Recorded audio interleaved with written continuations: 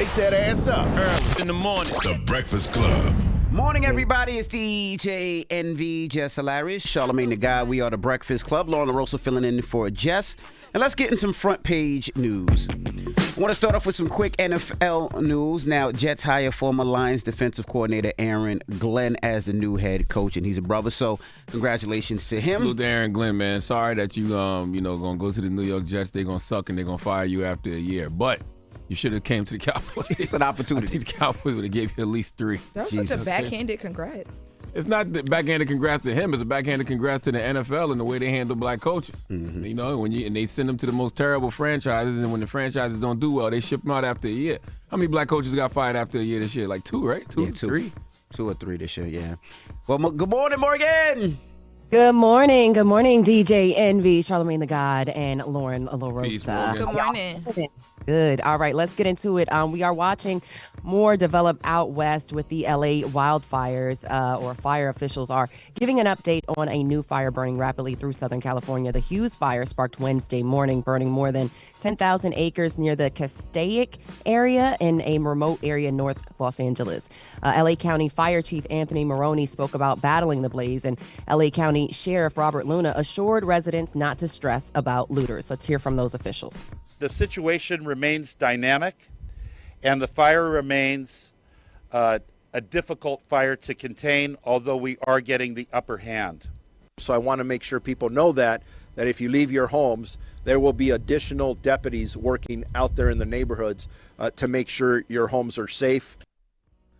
Yeah, so no structures have been damaged so far from this particular fire, with roughly 4,000 fire personnel assisting. Officials do say winds are driving the spread of the fire, with the National Weather Service extending a red flag warning through 10 a.m. tomorrow morning. So we'll continue to keep you guys posted and continue to keep LA in our prayers in regards to those fires. Yeah, they said rain is going to be coming this weekend. That's what they're praying and hoping for, just a little bit of rain. But I wonder when Kim did her rain dance, and that monsoon is on the way. I don't know about a monsoon. You see what I'm saying? That's right. I don't know how much rain is coming, but they said rain. I was just curious, when do the insurance companies start heading over there and start evaluating and start paying those people? You know, some of them were. What was the thing about people not getting full insurance for the houses or something? That their insurance was dropped beforehand, weeks beforehand. But yeah, I believe that some of this stuff is already being processed. You just have to. It really is case by case though, considering what your coverage is, or based on where you're located and things of that nature. So yeah, it is going to be a case by case. But in case you missed it, President Trump, he did sit down for his first Oval Office interview in his second term, in a conversation with Sean Hannity that aired last night on Fox News. He says many of the issues of the past 4 years wouldn't have happened had he still been in office. He slammed the Democratic Party, calling their policies horrible. Trump is hinting at changes coming to FEMA, saying the agency complicates things. It hasn't done its job over the past 4 years. And he suggested that states should take care of their own problems, and that FEMA should play a secondary role to states dealing with their own emergencies. Now, Trump also believes that most people in California don't want sanctuary cities, and he claimed millions of gallons of water is available in Northern California and just needs to be diverted or pumped down to Southern California. But right now it's being diverted into the Pacific Ocean. Let's hear those comments from Trump's interview with Sean Hannity on Fox News last night. California is a great example of it. If you actually polled the people, they don't want sanctuary cities, but Gavin Newsom does, and these radical left politicians do. And if you asked them why, they couldn't even. I watched Gavin Newsom try to answer that question. He was unable to even answer. He looked like an idiot. He was unable to answer. I asked him one other question. Why is it that you don't want millions of gallons of water a day pouring throughout California? The farmland in California is, they say, the equivalent of Iowa, great land, but it's got no water. Yeah, he also alluded or suggested that he would withhold any federal aid from California if they don't pretty much follow what he wants them to follow. But he's suggesting that we will see what Trump does, because we can clearly see that this is going to be one of his first issues that he needs to deal with. So he will address the World Economic Forum remotely today. The annual event is being held in Davos, Switzerland. It'll be his first major speech to global business and political leaders since Monday's inauguration. So here we are, day 4. Well, we're well underway into a Trump presidency, so we should start to see some things come about. But now, Morgan, let me ask you a quick question before we go to the next hour. I was going to ask. I thought Trump said something like he wanted state by state. He didn't want to do any more FEMA funding or federal funding. He wanted the states to handle their own funding with their own problems. Was that true? Is that a good thing or bad thing? I wasn't sure. I'm not sure that that's a good thing, because what happens is, like, if you look at a situation like Katrina, how can the state handle themselves? You have to bring in outside federal funding. Yeah, you have to bring in outside aid sometimes to get people back on their feet in certain situations. So I don't want to say I understand. I get, hey. I was just asking because he was saying he would just give the funding directly to the state opposed to go another thing. I didn't know if that was a good or bad thing. That's what I was asking. I don't think that's a good thing at all. I mean, that's just my personal opinion. But Gotcha. That's the whole point of having the Fed, is to have your back. When the state can't cover it, I guess. But Gotcha. We'll see. It really help if the rich paid their fair share of taxes. That would help too. Yeah. Well, well, that's your front page news for 6 a.m. At 7 a.m., we'll talk about DEI. Wake that ass up. Early in the morning. The Breakfast Club.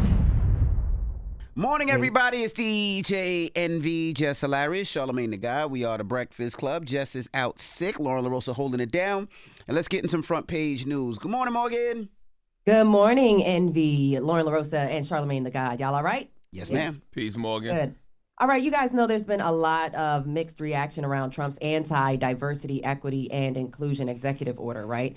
Many say it's a direct attack on the Civil Rights Act of 1964, the landmark law in the United States that outlaws discrimination based on race, color, religion, sex, and national origin. So there was a caller, I believe, that mentioned, basically the black race, how's that DEI, and also roping in LGBTQIA. All of that ropes into diversity, okay? So in a Black Information Network exclusive, I had the honor of attending a Demanding Diversity DEI roundtable yesterday at the National Press Club here in Washington, D.C.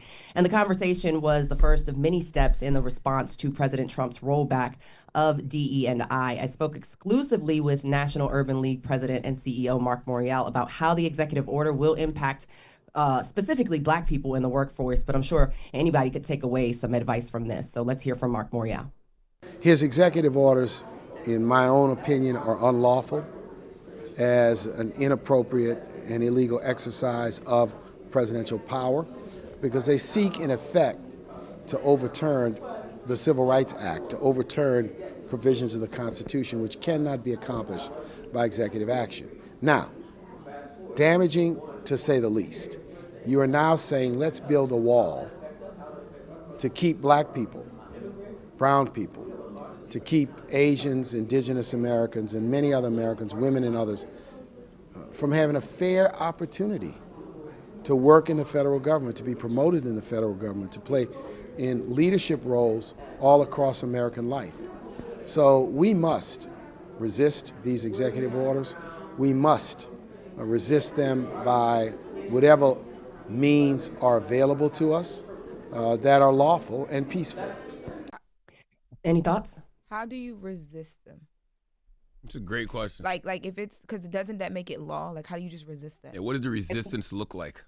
It doesn't automatically, just because he issues an executive order does not automatically make it law. And you basically fight fire with fire. You fight it with law. You bring up lawsuits. So the National Council of Negro Women, Siobhan Arline Bradley, she spoke on a panel, and she did provide some advice on what to do if you are impacted by these changes. And to your point, Lauren, how do you react? Let's hear from Siobhan Arline Bradley.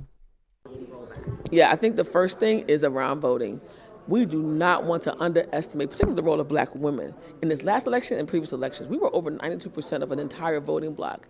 And what I'm telling people is you must connect your power to your civic engagement as well as your consumer engagement. Black communities are a primary base in this country, not only for the economy, but also to the intellectual prowess of this country. We have been so mired with false content that says that there's no merit in our communities. Black women are the most qualified block of educated people in the United States of America, and black women stand as not only overqualified, but ready to activate at all tables. Well, she basically went on to say that, we should mobilize and we should, again, use those efforts in mobilization to have these type of conversations and figure out what our starting point is. What do you guys think? Well, I, in regards to the DEI thing, I was just sitting there thinking, you know why it was so easy for so many corporations to get rid of DEI? Because they wanted to. They never wanted to do it to begin with. Like corporate DEI was always some BS because it was just PR after George Floyd. Like, if you look at it, the number of black CEOs never increased. The pledges these corporations made to black orgs, they didn't deliver on. It was always performative. And that's why they couldn't wait to shut down a lot of these DEI initiatives as soon as Trump, got back in the White House. And I just think that now is the time for, us as a people to what she's kind of speaking to. Us as a people, we got to collectively come up with things that are for us, by us. Like you can't let a group of, white people in corporate America determine, what DEI or whatever it's going to be in the future look like. So to your point, Reverend Al Sharpton is actually calling for a boycott of companies who reverse their DEI programs. Sharpton added MLK rally in D.C. He said that King gave his life, shed blood, and died to open America up to everyone, regardless of race or sexual preference. Now, he said on the National Action Network plans to announce a boycott of at least 2 companies that have reversed DEI policies within 90 days. Now, if that's something that we can all come to an agreement on what the actual 2 companies are, do you think we will make an impact? I think we need to come to an agreement on what we want diversity, equity, and inclusion to be for us. I really don't think we can leave it in the hands of corporate America. It should have never been in the hands of corporate America to begin with. But how are we going to do that when we are not, our leadership numbers are off, our ownership numbers are off, we are always having to But they're making stuff, they're allegedly making stuff for us. Right? Mm-hmm. In these companies. So we should be the ones to create it, regardless of what our numbers are in this company. Like 10 white people in a room can't tell a company what's good for black people or what's good for women or what's good for... They can't, but they do, because those 10 white people in the room are normally the executives. And unless you're empowered in that room, if you've been here for X amount of years, you're the one black person in the room, and what you gonna do? I agree with that, but it should be the other way. Like you should be able to, what I mean? That's my point. We should demand that. Like the executives should say, hey, how should this look? And we should be bringing it to them. Like they shouldn't be saying, okay, here's our DEI program. Because once again, that's why it's so easy for them just to take it away, because they never wanted to do it to begin with. No, they didn't want to do it in the first place. I'm not going to say every company didn't want to do it, but most companies just did it for PR purposes. Yeah. Mm-hmm. Well, make sure y'all shop with the companies that stood on 10. You know what I'm saying? Let's switch gears and talk about, these J6ers again. House Speaker Mike Johnson, he says he believes in second chances. He made the comments defending President Trump's pardons of January 6 rioters. That includes former Proud Boys leader Enrique Tarrio, David Dempsey, who attacked police officers with pepper spray and flagpoles, and Julian Carter, who pepper sprayed officers, including Brian Sicknick, who died the day after January 6th, after the riot. Now, House Speaker Johnson says we need to move forward. Let's hear more from Speaker Johnson. The president has the pardon and commutation authority. It's his decision. What was made clear all along is that peaceful protests and people who engage in that should never be punished. There was a weaponization of the Justice Department. There was a weaponization of the events. It was a terrible time and a terrible chapter in America's history. Yeah, so I would encourage everyone to go watch The Sixth. It's on Amazon Prime. It's a documentary that follows January 6th, the United States Capitol attack. Through the perspective of people who were actually there. And it does feature like real live, this is not like reenactment type stuff. It features real footage from that day. It's on Amazon Prime. And so check it out. So just in case you don't know what happened on the 6th and what it looked like from the perspective of people who were inside the Capitol building, check out The 6th on Amazon Prime. I did see one of the people that he pardoned got arrested again. I did. Yes, like a day after, which is crazy. On separate gun charges, something else regarding, they're being released out of jail out here in D.C., and it's been quite the show. So I'm sure. But yeah, that's your front page news, y'all. For more news coverage, follow at Black Information Network, download the free iHeartRadio app, and visit us at binnews.com. I'm Morgan Wood. Thank you, Morgan. Wake that ass up. Early in the morning. The Breakfast Club.